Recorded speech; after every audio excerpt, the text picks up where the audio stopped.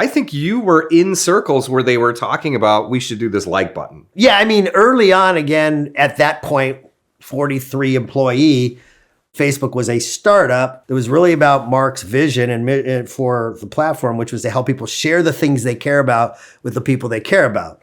And so early on when I was there, the invention of the like or the thumb up came about during that time. Welcome to the Michael E. Holden podcast, number 2. That's right, we're at number 2.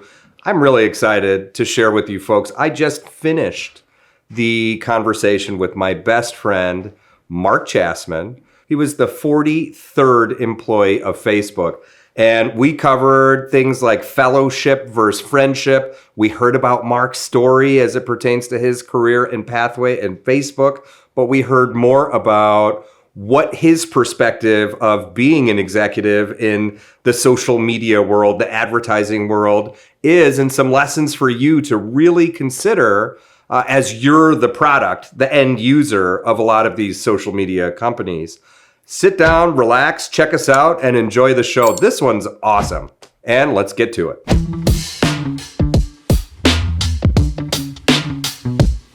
Wow. Welcome. Well, what a joy it is to be here. I'm excited to be the number 2.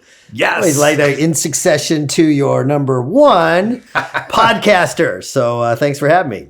You've been my friend for 15 years. We met initially professionally through work. Yes. And then we just clicked. But before we talk about us, tell us your journey that got you to be the 43rd employee of Facebook. Directionally, like all of us, we go to school and we try and accomplish things. We're all about achieving, goals and visions of grandeur for our lives. And mine happened to be directed by wanting to be a Hollywood talent agent. Yes. My dad was an executive in Hollywood. I grew up in LA. And so early on, I kind of said, well, that's what I see. That's what I want to be, thinking I want to have a life that is pretty large and want to have an impact that's pretty large. And so that seemed to be the place that I put a kind of a pin in and said, let's go do that and be that.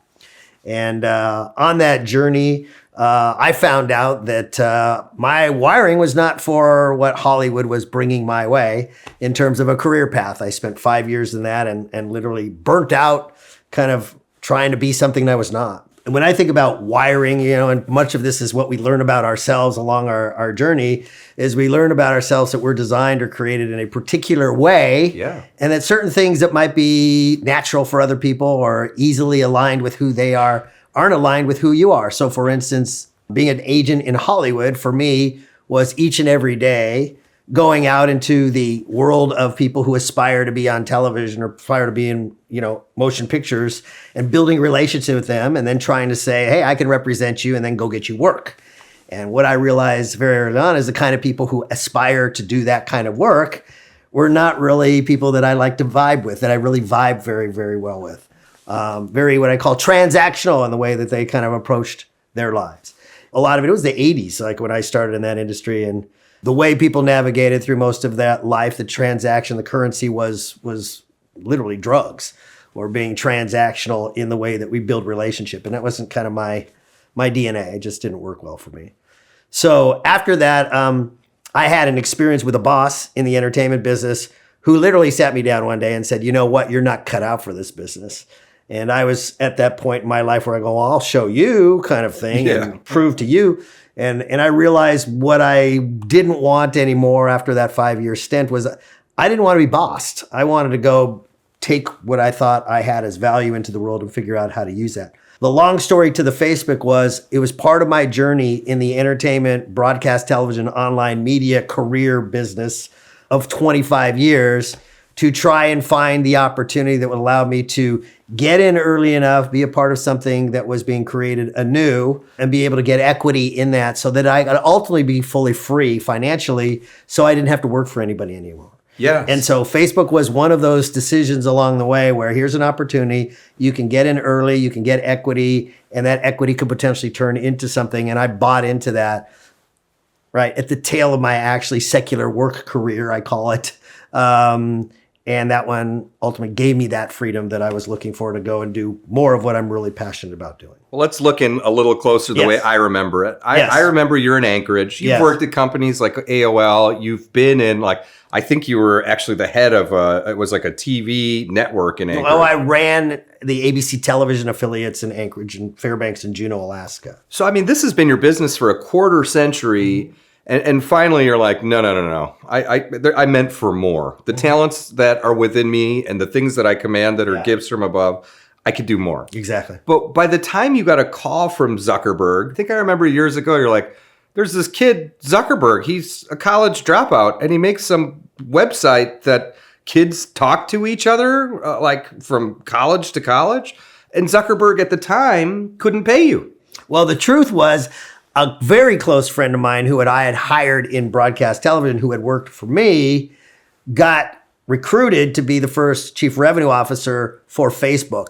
And he's the one who said he wanted me to come along with him in this startup venture to go on this journey together.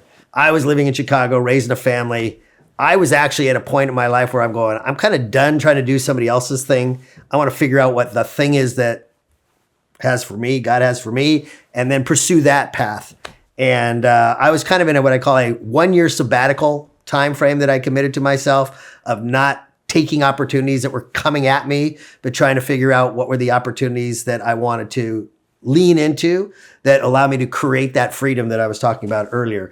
And in that, my friend convinced me that we would know in a short period of time whether or not the opportunity that we thought it was with Facebook was going to actually turn out the way that we hoped it could turn out if we were able to contribute to helping them figure out how to generate revenues from this business. And that's what ended up happening. But it wasn't really being wooed by Zuckerberg as much as my friend bringing me in along with him. But you were part of the Facebook machine during the time where they're like exploding, like right before they exploded. It was before that. It was right before they exploded. And I think forgive me if I'm messing this up, but I think you were in circles where they were talking about we should do this like button, right? Yeah, I mean, early on, again, at that point, 43 employee, there was still experimentation, beta testing out what this platform could be for the masses. And we were only in the first phase of trying to prototype the platform specifically with a limited group. And the limited group were college students who had a .edu email address. It was not open and available for people who were under the age of 22, basically, to access the platform. And now it's funny because we think of Facebook as kind of the old school social media platform. Well, at that time, it was quite the opposite. There was something called MySpace that existed and had more mass appeal at the time. And Facebook was a startup focused on trying to engage a younger generation in a social platform that was really about Mark's vision and for the platform, which was to help people share the things they care about with the people they care about. And so early on when I was there, the invention of the like or the thumb up came about during that time. So the like button literally changed the face of the earth, right? That little ability to say, hey, I like what you posted. The like button was the social cue that said what you just put out there to share with me and whoever else you shared it with, I think it's valuable. I liked it. It was an emotional hit, a dopamine hit, just like every media platform. The idea is, like anything else, is to get you addicted to it because it gives you some kind of chemical response or reaction so that you'll keep coming back. And then we monetize that through eyeballs connecting those to advertisers. I think if there was 10 people listening to this, if there was 1 million people listening to it, 95% of them are not thinking, gosh, the people sitting in the room making this are literally making a strategy around my dopamine. That's right. Which we're going to talk about at length because I think there's something in your experiences and your perspective that could really help all those out there that are just getting beat down by everything in the news, everything on all these social media platforms, and it's taking away from their good judgment. And I think if people just knew that that's part of the business, they'd be set free. Tell me about the culture before I go into. I have some real points I want to talk about, but what was the culture like at Facebook? Did you perceive that there was an authenticity in that environment? Yeah, I think that, first and foremost, I believe a business just is an extension of one person's vision that other people then gravitate to for a variety of different reasons. Some of them a paycheck, some of them for meaning greater than, some of them for the potential of equity that turns into some kind of a financial freedom scenario. But in the essence of what I thought it was, based on a vision that an individual brought forward, I believed in it. Because I had experienced joining AOL relatively early on.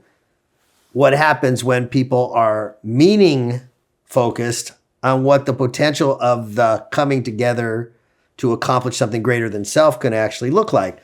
So AOL's, remember we talked about mission, was focused on democratizing the media. Media not being controlled by entities in broadcasting, ABC, NBC, CBS, in newspapers, the New York Times, the Washington, whatever, Post, and the LA Times or whatever, but now being put in the hands of Michael Holden and Mark Chassman to harness the power of the internet to now create relationships with people who want to engage in what they have to say. And so I love the idea that we're going to democratize the media. Wow, what a great mission that is. Right. So the meaning for some people is what attracts people to startup opportunities. So Facebook was a startup opportunity.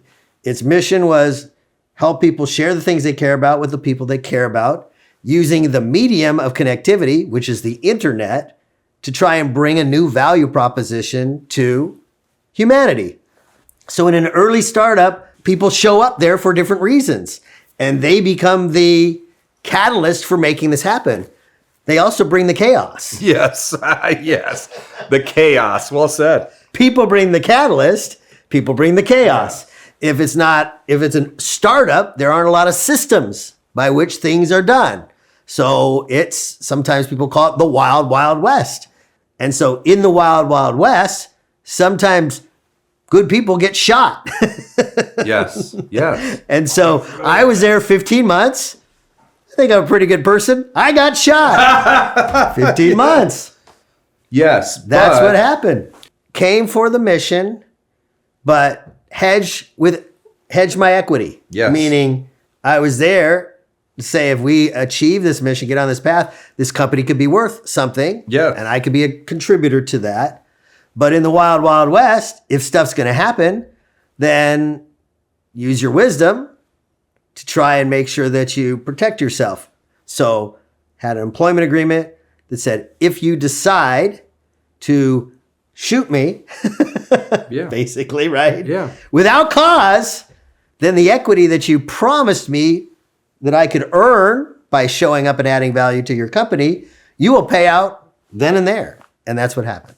The only big question on my mind, and I know the answer to it, but I want to say it for our new viewers. You're in the circle making the like button. And today, the consequences of the like button, I have to imagine, were never even considered when the like button was made. No. It literally was like, hey, here's a way to like something. And it's like dopamine, great. And the buck stopped there. If you're a good entrepreneur, you have a belief, a hypothesis, and then you throw the dart. Engineering analysis and technical analysis of why it did what it did and how it did all that. I just looked at it as, did people like the like? And they go, well, yeah, it still exists on every platform that we are on. Everything now. Everything. Right. And, watching these documentaries or being a father of small kids, specifically 2 daughters and a little boy, there is an aftermath. There's a collateral damage to young minds of the like button that I would have never realized unless it happened. Well, I mean, again, it was designed, like I said, to give you a chemical reaction. So it's done that. On anything that I would give you a chemical reaction on, it can be addictive, and therefore we can think of that in a negative context. Yes. Right? Or it can be powerful in that it can be seen in, well, that's positive that I'm making a connection this way. So perspectives, based on how we look at things, will determine what we think about them. Facebook would not be as meaningful to the world today if it wasn't creating the dopamine hits that connect people together through technology. Yes. So I look at it and say, wow, extremely valuable. Look at the market cap of the company, probably extremely valuable. Now we could look at it through the lens of, but here's how it's affected this kid, that kid, another kid, and another kid, and look at it and look at the drawbacks. So I don't look at it through the good or bad lens. I look at it as is. What it is. It is. Just recently in one of our meetings with mutual friends, a gentleman was admitting how he was getting so overcome by current events, and I don't even remember what it was. He was upset about something he saw in the news, and he was going bananas about it. And you reminded him, this was my business, right? Tell viewers in your mind, there's so many people out there who are freaking out about, be it Donald Trump or this or ICE or that or Israel this, and tell viewers through your lens of being in this business of what the business is. Yeah. I mean, in its simplest form, the media business is designed to deliver a feeling that your body wants more of, even if it's what we think of as not good for you. So like the stress chemical, what is it called? Cortisol. Cortisol. Right? The stress chemical cortisol. If we were asked if that's something we desire, we want, we'd say, no, that's bad for you. And we say, well, that's what the media is offering. It's offering a chemical-induced imagery that is designed to raise your stress. And because your body is used to receiving it, it just continues to take it on and want more and more and more of it. It translates into behavior, anger, frustration, right? Whatever, it comes out of that. But you need it because your body is now attuned to it, addicted to it. So the media business wants to get your ire up, So you'll stay what? Glued to the television set. Or in this case, now online media, glued to whatever that online media is. And the longer you spend time with it, the more valuable that media is to then go sell it to advertisers. The more time you spend with it, the more eyeballs that come to it, the more value it is to advertisers who now can sell to you because you are caught up in that chemical cycle. If I were to guess, cortisol is more profitable than dopamine. Mm-hmm. It's got to be. Mm-hmm. When I had a very mild exposure to this hedge fund years ago of like investing into Hollywood funds or into Hollywood films. Mm-hmm. And the number one genre, the most profitable is what? Horror. That's right. Right? Not hope, not love, not faith. Hope or horror? Horror. It's horror. People would rather watch Freddy Krueger clawing his face than Milo and Otis like putzing around in the farm, you know? There's a perfect example. I would rather watch Milo and Otis, but you know, I don't pay those bills.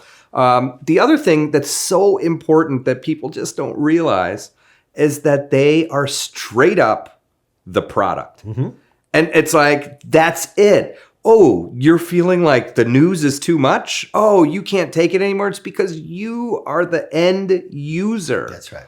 And, you know, they give us these free apps to scroll on and like you think that it's free, but it's because you are the product. That's right. I mean, how do we get that to hit home for people that... Okay, so smoker, let's put a label on the side of the package of cigarettes to make sure that you know what this is doing to you. Speak to it honestly. What kind of impact did that have, as an example, on your behavior? Didn't give a shit.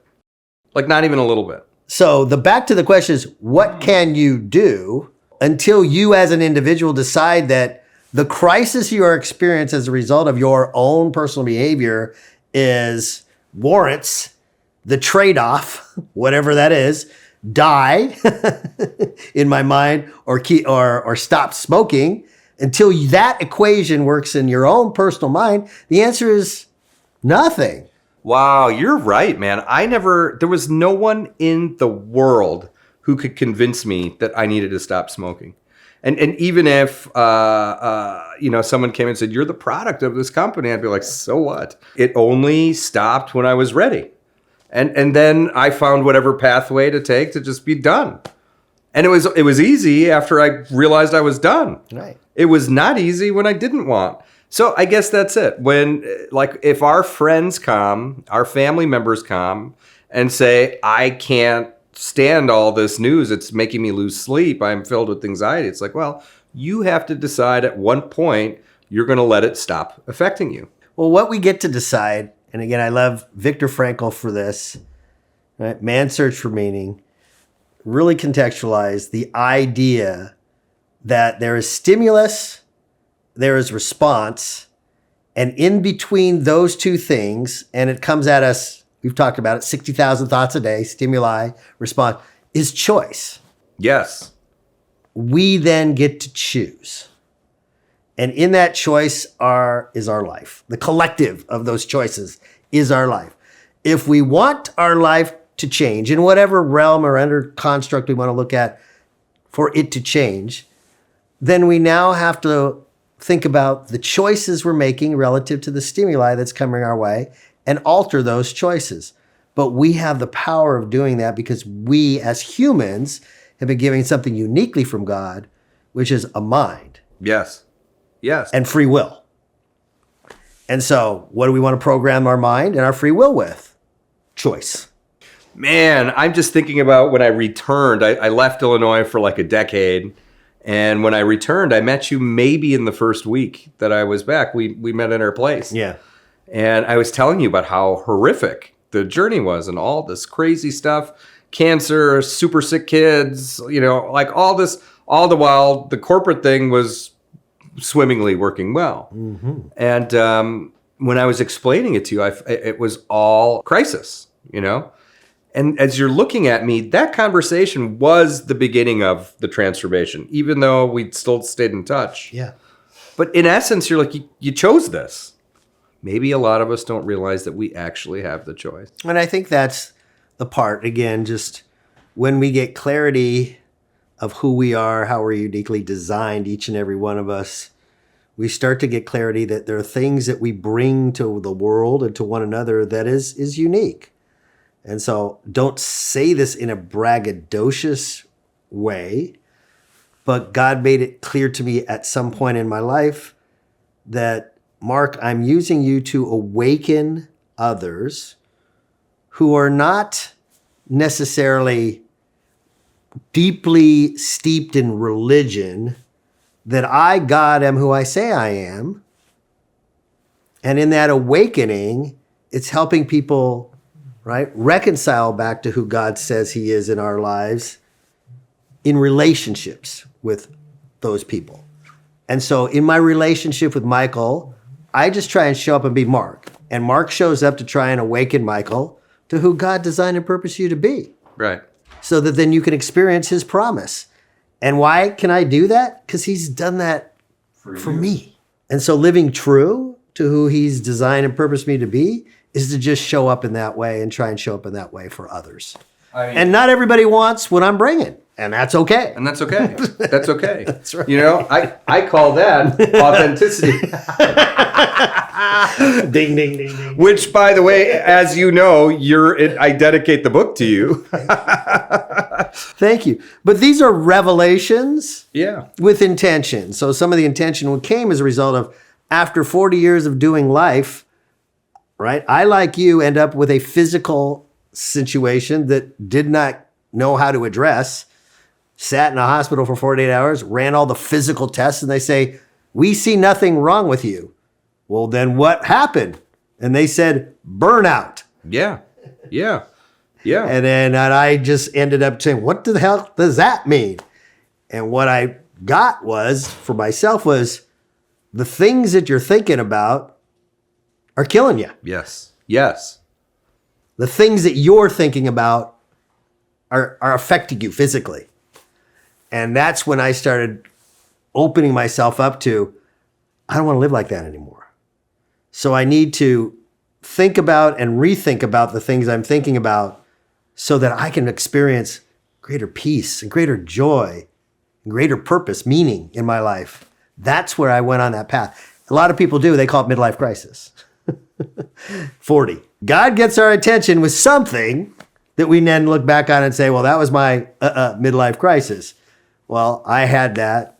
It was work in my office in the Hancock building in Chicago, running my AOL sales office, all of a sudden feeling dizzy at my desk, calling in my assistant to bring me to the hospital. That's what came out of it. 48 hours of tests. We found nothing physically wrong with you. We'll just call it burnout. I think you had the 48 hour. I don't think. I actually had cancer. And I had cancer, I think the first diagnosis was mid-30s. My wife's 9 months pregnant. You know, Mr. Holden, this isn't good. And I just remember thinking to myself, no way, I'm not even going to allow this to happen. But you still have cancer, you know, and now you got to go through the whole process and go through all the doctors. I went to Dana-Farber in Boston. I think I'm technically still a patient there. And in your instance, your thoughts brought you to that.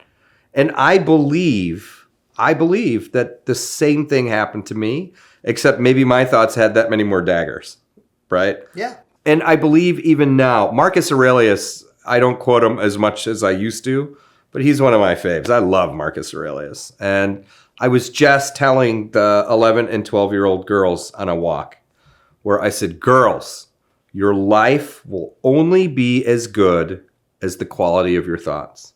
If you feel like there's a deficit in your life, it's because your thoughts suck, right? You know, and so I try to put it in their words, right? But I think so many people listening, here's my hope and my yearn for anyone who comes across this, is that most, like to Formula 40s, start questioning this, quote, midlife crisis. I wrote a book about it. I think when you're at any point in your life, you get to a point where you're allowed to. It's a gift. Doesn't feel like one. That's right. But it's a gift, man. What happened to you, what happened to me was 1,000% a gift. 1,000%. And that is the call for authenticity to yourself. Amen.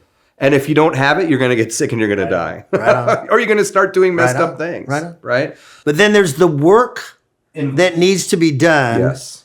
to understand what I call the 3 fundamental questions of authenticity. Who am I? Whose am I? Why am I? And in that reflective of those 3 key questions, once you're able to get to the clarity of the truth behind those 3 questions, therein lies the ability to live fully into who you've been designed and purposed to be, or live fully authentic. Your 3 questions, I'll say, it's the first time I'm saying it. Your 3 questions, I'm going to say, are the pillars of an identity. And if you don't know your identity, you're a body without a spine. There we go. You're a body without a spine. You've taken me through this. I just saw, I have a photographic memory. I saw the gloss you and I made together. Yes. Of who am I, Yes. right? And I remember everything I said. But if you don't iron out, once you're called, you come to this pain moment where it's like, this ain't it.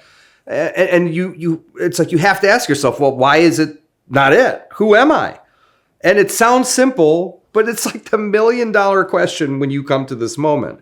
Now, I just want to touch on my hope for listeners here is I love talking to younger people because what I like to do is if I can bless you to learn from my 10 to 15 to 20 years that you get it in 3, you're going to contribute to the world exponentially more than myself. Absolutely. And I love that. Yeah. And I think if we could get the 35s, the 25s, and the 18s, because everyone is questioning now, at least in the younger brackets of like, I don't want to trade my time for money like that. Yeah. And this world sucks. Like there's no opportunity for me to go make millions of dollars.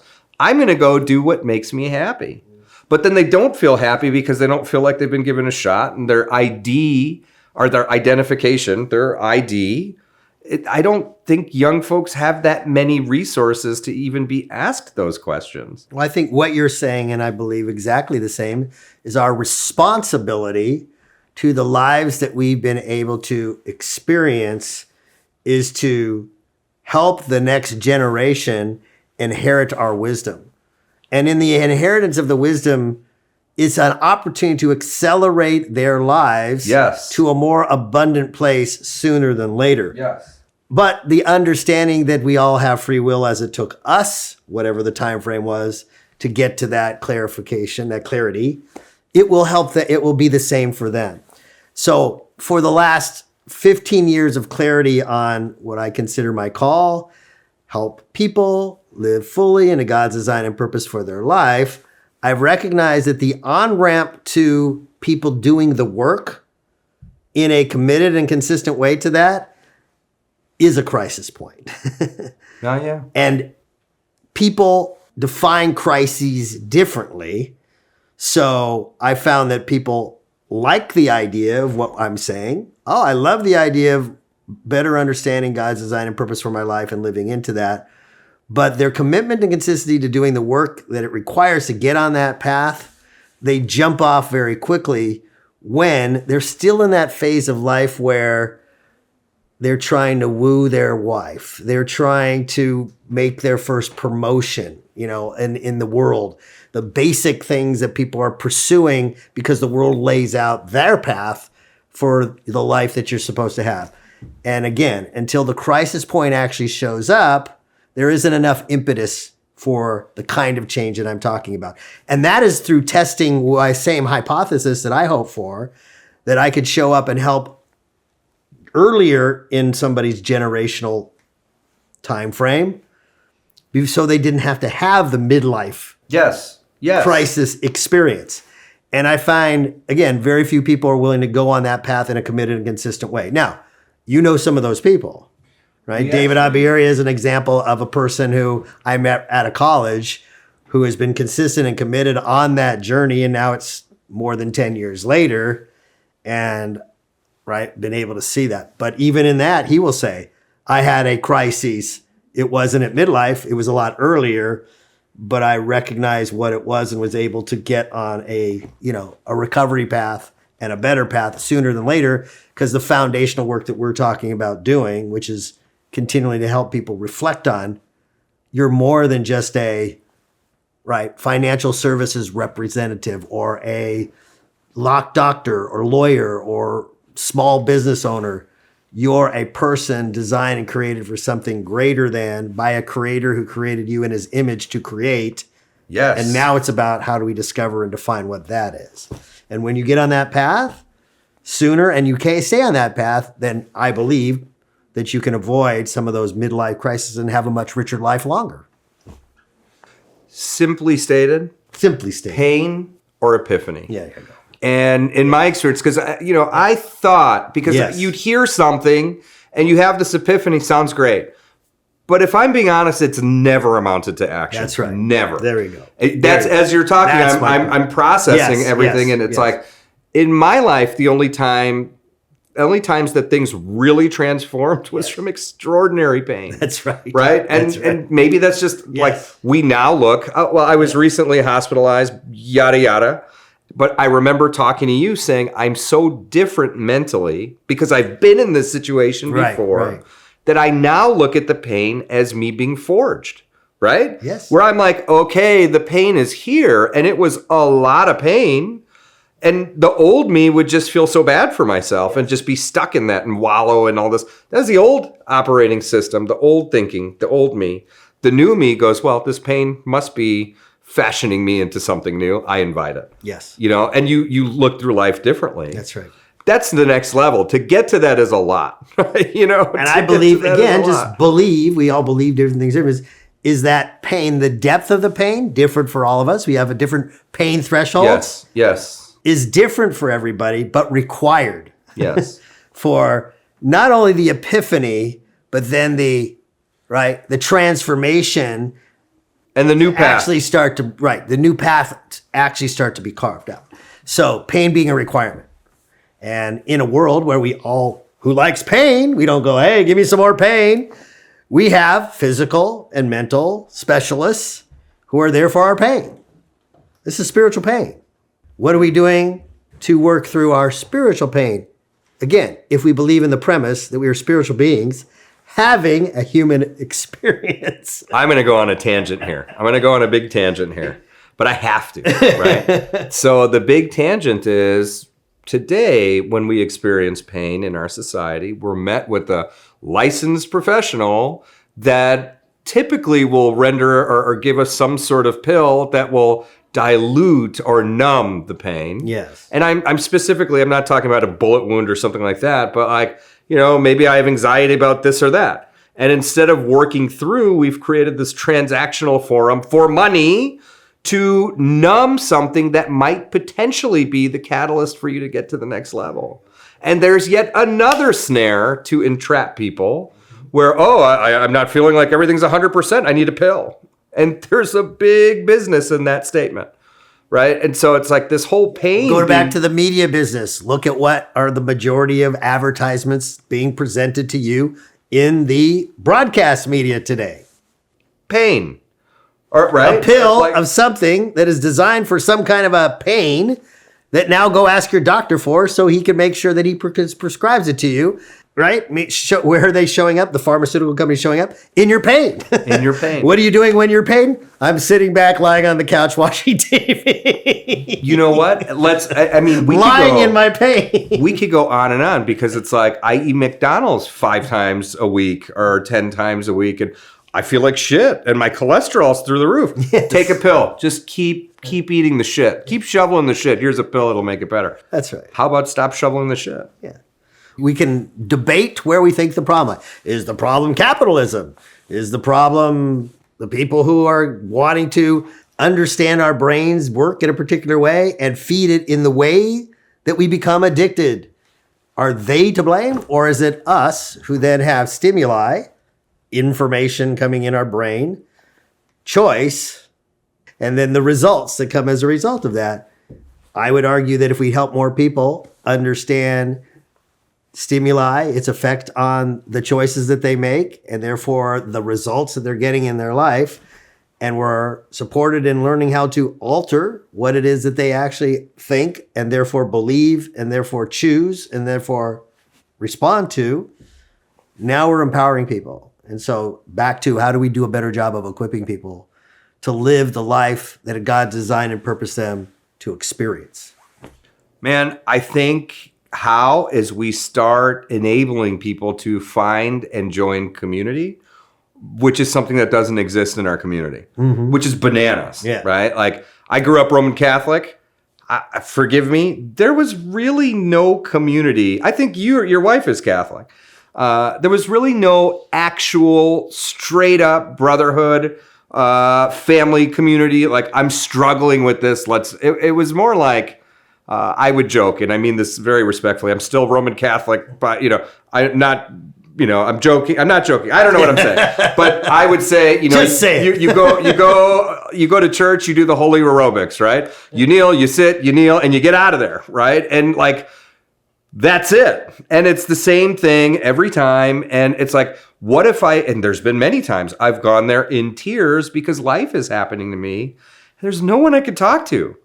And that takes us to the next thing where, like what you're doing next, of how you've created this community, why you've created this community, and where we are today in that. We call it a mastermind community, but take the listeners through what you're doing now with this and what this is. Well, like I said, 15 years ago, the clarity of call on my life was to go and help people live more fully in my design and purpose for their lives. Why? Because I helped you do that. And it's a journey. So it's not hey, here's the pill or here's the automatic. It's come alongside and help people on this path so they can experience life differently. So that 15 years ago, I started what was called the Social Leadership Academy. The idea was just to kind of create a community that we're talking about of entrepreneurial minded people. People wanted to create their lives as opposed to get a paycheck, and help them build the bridge to getting clarity around who are they, what's their design, What are they really here for? What's their purpose? And then how do you take that and turn that into a business? And so started that. It was at a time where virtual was becoming a real thing, where we'd be able to attract people, get online, a Zoom call, whatever it might be, and facilitate these cohorts of conversation, discussion around how to move from here to there, from here to there, in the context of an entrepreneur trying to create a business. And in that, we're able to weave in, right, clarity for each of the individuals participating on what they were bringing to the business and what they weren't bringing to the business, and then who needed to come alongside them in order for that to happen. So a community, right, people coming together around a purpose, try and create a enterprise, an entrepreneurial enterprise for themselves, who in the process gets to understand who they are from a design standpoint and a purpose standpoint, so that the business that they're creating aligns with that. That was secondary in terms of communication, because people didn't know what the heck that would mean. Yeah. What they wanted was mentors to come alongside them and help them become successful entrepreneurs. And that's how this started. And I say what entrepreneurs do is they throw darts at a target, and then they learn whether or not they're hitting the target or not, and they adjust accordingly. Well, what I adjusted accordingly over the 15 years was the realization that instead of doing this in large group contexts, that you needed to do it in small, what I call mastermind contexts. And the people who need to show up for that kind of experience are the committed and the serious people, because they're willing to show up wanting to be sharpened in the way that they're approaching life and thinking about life. And so my point was, it started out as this, and it's evolved into what you experience now. Yes. And then I do mentoring. So I just call it mentoring and masterminding people who want to live fully into God's design and purpose for their life. That's how I show up. That's what I do. And I'm trying to help equip others to do exactly that for the people in their lives. You're an example of doing exactly that. And you're doing it in what? In your way, in your flavor, in your design. That's what you've done. With your help. And to that, it's on my heart because of this community deficit. Yes. I am going to try to experiment. I love it. And see if there's a way to provide access. That's right. Because the problem, in a word, is access. Well said. To so many people. Yeah. And just speaking openly of like, hey, here's a community where you can talk about how to pursue your real self. Mm-hmm. Are you your real self? What is that? What does that look like? What's that identification? Mm-hmm. And if this is who you exist now, how do we merge? If that's the pathway. Yeah, I love it. I saw this person with they had 2 glasses. He put a Bic lighter in each of the glasses. And this guy's pouring water in one of them. And it says anxiety, a little bit. Uncertainty, a little bit. Alienation, a little bit. Depression. Now the Bic lighter's completely submerged. Takes both lighters out, tries to light it, right? And this one obviously is not lighting. And he said, all we need sometimes is a little nudge from our friends. Right. And then the light comes back. I was going to do it, but you get it. I can explain it. But that's a great analogy. That's a great, But that's exactly it. That's exactly it. That's exactly it. And so I think in the community, like words, they lose their real, meaning in terms of igniting us to move in the direction of, let's say, community, because we don't do what you just did. The essence of this community is, if you're here, this is what we're here to bring to you so you can be here. Right. And so speaking to the essence of the community, the essence of what I was talking about in the community is, we're here for people who realize that there's more. They also realize that their creator created them in his image, and therefore he created each and every one of us to create. We get to create the life that is our life. If we want to create the life that is the life that we desire, then who is showing up to help us do exactly what you just said? Keep that fire alive. There's a lot in what you just said, because are you meant for more? Yes. Do you realize that you have the choice to get you to that more? Yes. And are you focused on or even considering the who is going to help you get to that more? It's not usually the who. They go to the how. And it's not the how. Right. And where most of us go is the how. And from the how we go, oh, I need more education. I need to consume more education. Higher levels of education, more books, more seminars, more workshops, more whatever it might be. I would say that's a path. Shorten the path, go on the journey for that with others who are showing up because it's exactly what they also want. And then in reciprocity, you both get what it is you're looking for. That to me is a real community that brings real value to everybody who's in. It's built on the principle of mutuality. And there isn't a expert and there isn't a credentialed. There is a authentic facilitator like Michael Holden who is willing to bring himself fully because he believes that he's going to get just as much from that communal experience as those he's inviting into it. It's counterintuitive to people. But it becomes, like I said, a lot of words that they just come watered down. Community is a great word that's being used now more than ever. But my belief is that what is your community about? And what does it stand for? And who's modeling that in the everyday of showing up for the community? That's what determines what I would call the experience and the value of the community. To add to that, I'm thinking of my life journey. Mm-hmm. I achieved all this great shit, according to the world, right? And I would be remiss to say, and I'm dumbing it down, I'm playing it down, but like, I achieved the things that I wanted to achieve at the time I thought I should achieve them, which is a huge blessing. I'd be remiss to say that I didn't do that on my own. I was certainly helped with the who around me at that time. Absolutely. And that who helped me with the how. Absolutely. And, you know, a lot of us in our younger days of achieving, we fail to mention or give props to the fact that we were really carried by our parents, by our communities, by our, right? And as I got older, I started to realize that the who around me that were helping me with the how, much like you, wasn't exactly aligned with my wiring. So you put me, I worked in finance forever, and we're working on some multi-bajillion dollar deal, and great, I have the right team to facilitate the outcome. But as you get older, you start to question, right? Am I actually getting fulfilled by this? That answer for me was no, right? But do these people even share the same wiring I do? That answer was absolutely no, right? I didn't fit in there. Yeah. They had a completely different understanding of what fulfillment, contribution, success, and growth was than I did. That's their thing. But it was that understanding of, I need, in order for the next level, my who has to be a community that aligns. And then all of a sudden that substantially has an impact on the how. So going and doing a podcast with James, who's my brother, was awesome because we're in alignment. The creation of my website now with this person who's now a dear friend is awesome because it's in alignment.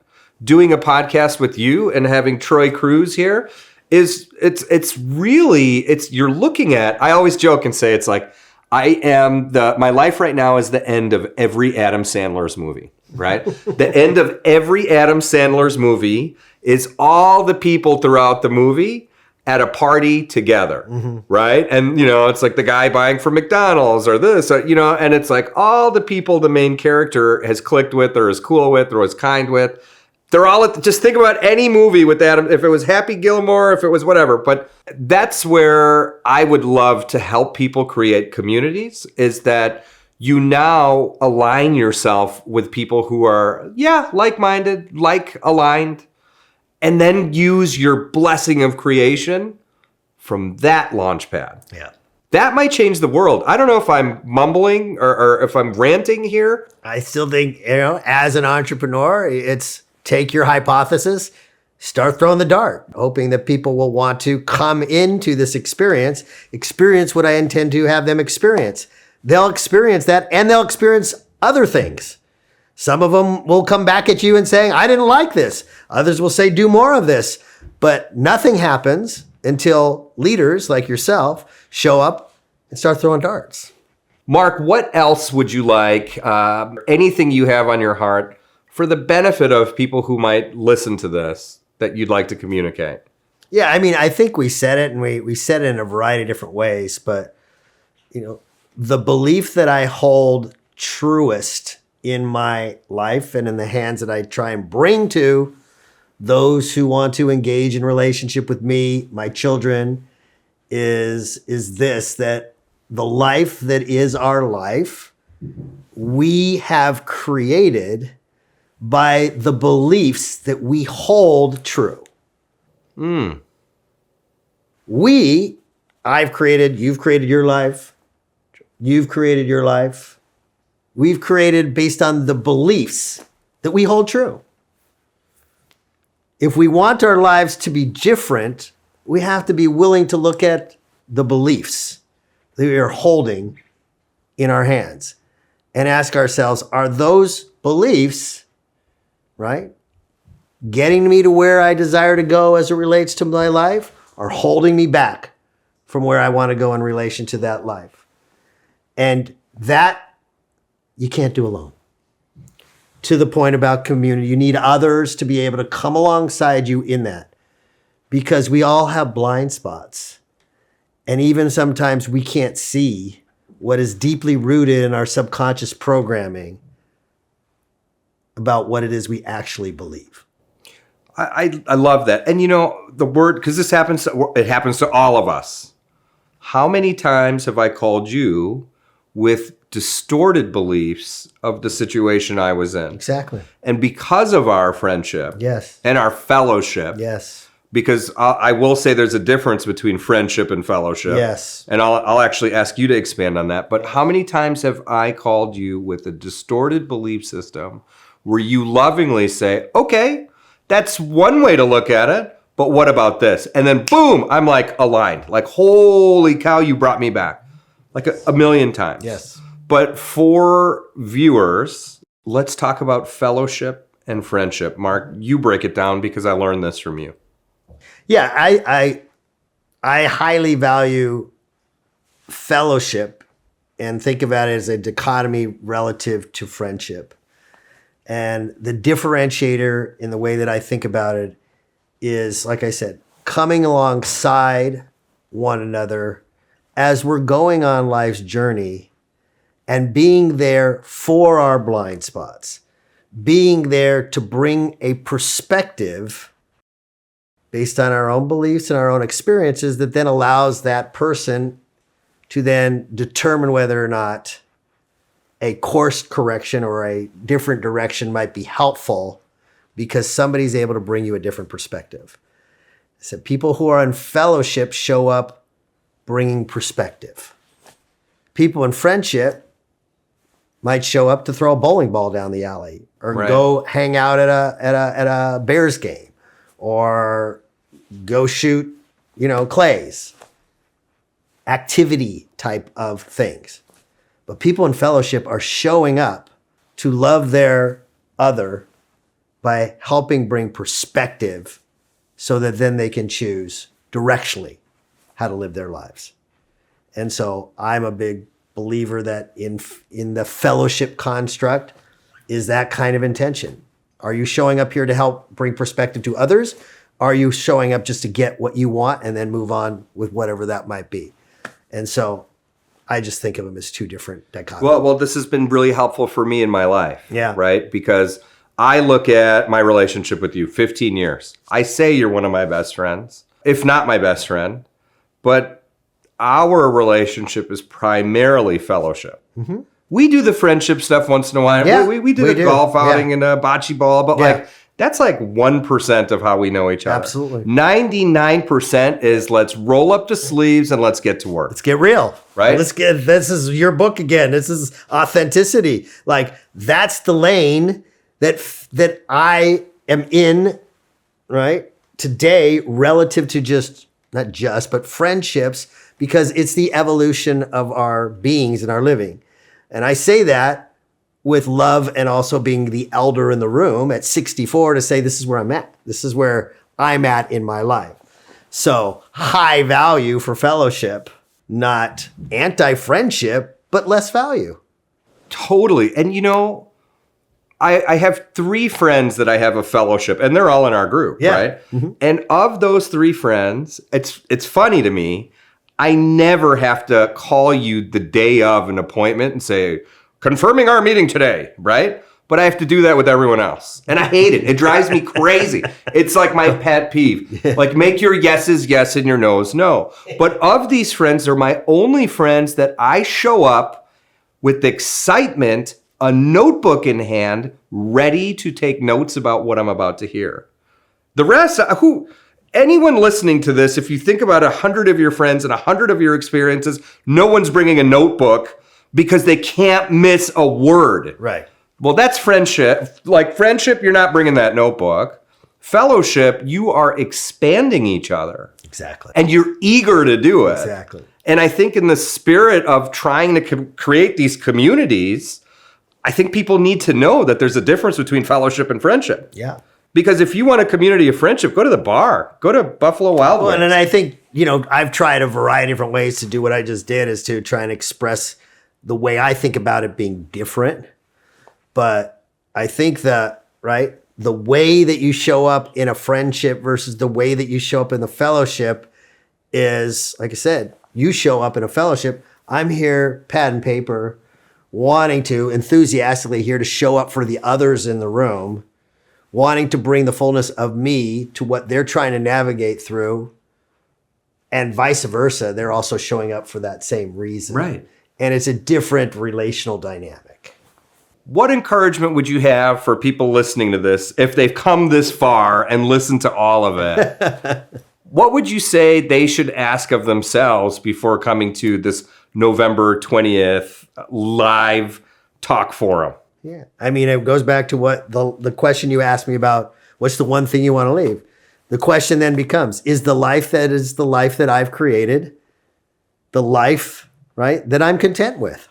And if so, don't do anything. Yes. Yes. But if you're not content with the life that is your life that you've created, this is an opportunity to come together with others who are also answering that same question the same way you are.